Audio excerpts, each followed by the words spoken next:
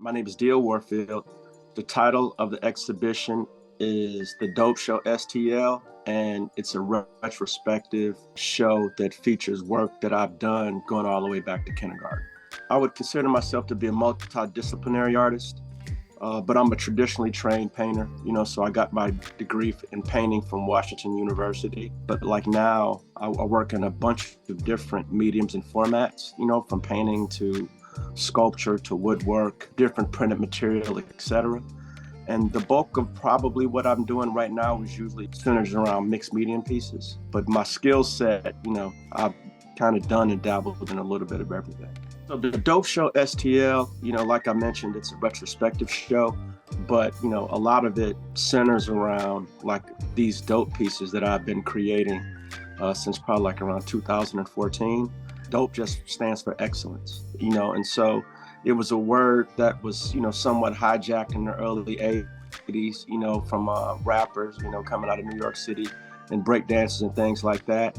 And it's been a cultural mainstay ever since. And so, like me going back to my roots, I was a breakdancer, b-boy in St. Louis growing up. Like in 1983, 84, I was a breakdancer for Six Flags. A break dancer for the St. Louis Steamers soccer team. We danced for Herbie Hancock. And so dope was something that we said, consistently.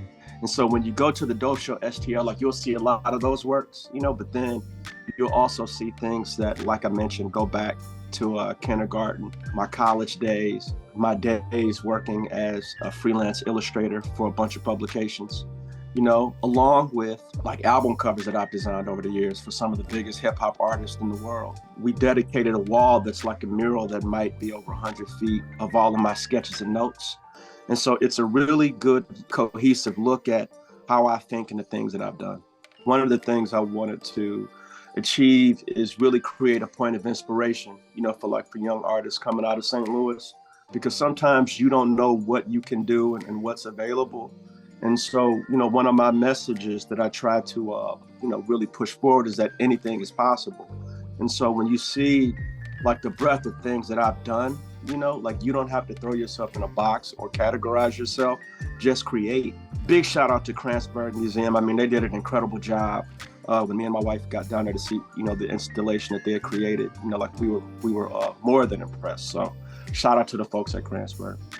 Pack up the kids, put on something nice and cool, and slide down to Sophie's and check it out.